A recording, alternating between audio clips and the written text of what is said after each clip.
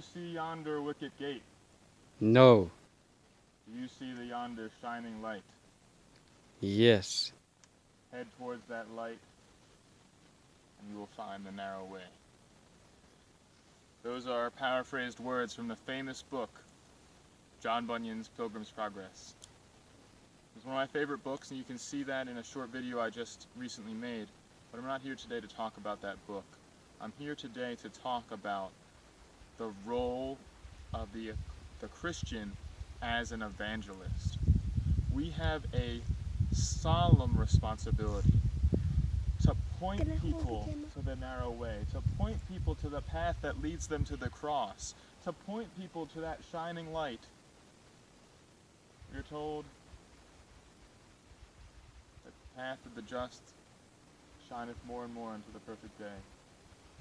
As the dawning sun, it rises up into the perfect noon, is its literal meaning. I invite you to walk with me. Today I wanted to point out a few different object lessons from nature. As you can see, the harvest is truly great. We stand here beside plum trees,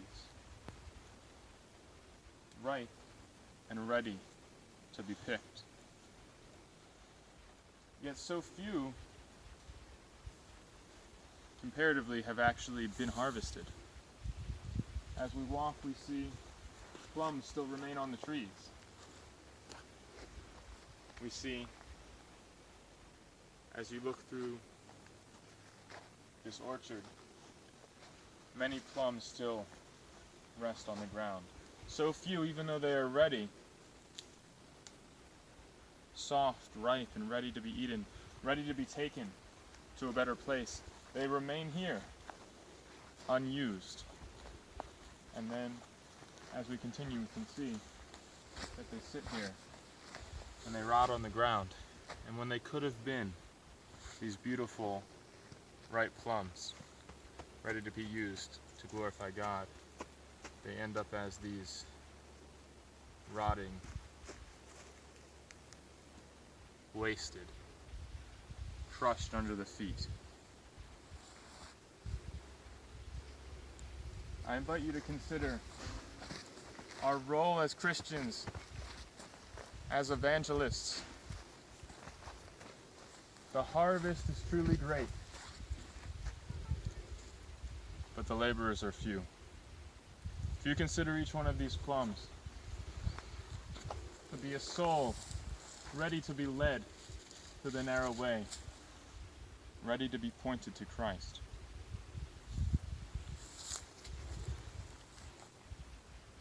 then it is a very solemn thought to think that these very souls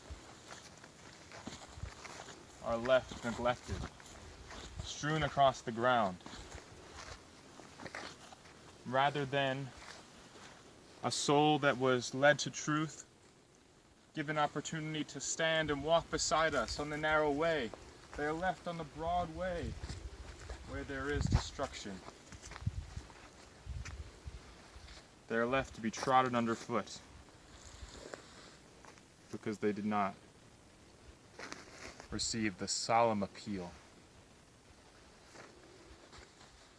They were not given the chance to have an evangelist come and pick them and point them to truth. Behold, the ground is strewn with souls that could have been led to a better place. But rather than that, they are left to die without hearing the message, without being given that earnest plea. They are left to be reserved unto that final day of judgment, when they shall be as ashes under the souls of the righteous. We have a solemn responsibility. We are to go out and publish the gospel of peace. We are, as it is written in Mark 16, verse 15, "Go ye out into all the world and preach the gospel to every creature."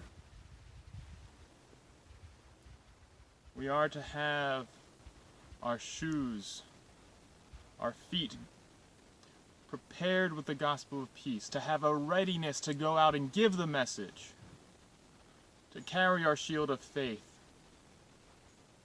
wield the sword of the Spirit, cut ourselves free from the entanglements of sin, and be not entangled with the affairs of this life. For we have been called to be soldiers, called to be evangelists, called to give a message in this final hour. The world is crying out for truth, and people have just taken off their belts of truth and cast them aside. The world cries out for righteousness, and people take off their breastplates of righteousness and let them rust on the ground.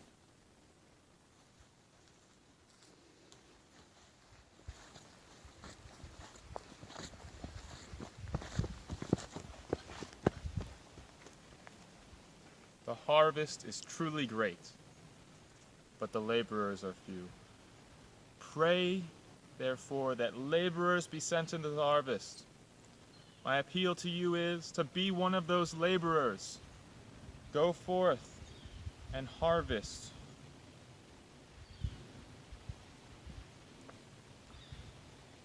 The day is far spent. The night is at hand, and the night cometh where no man can work.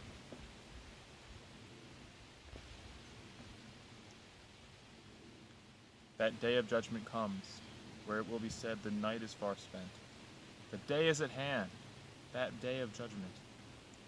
Let us therefore cast off the works of darkness, and put on the armor of light. This is my solemn appeal to you,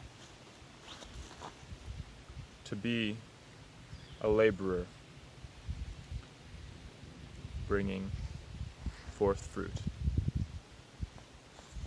Shalom, my friends.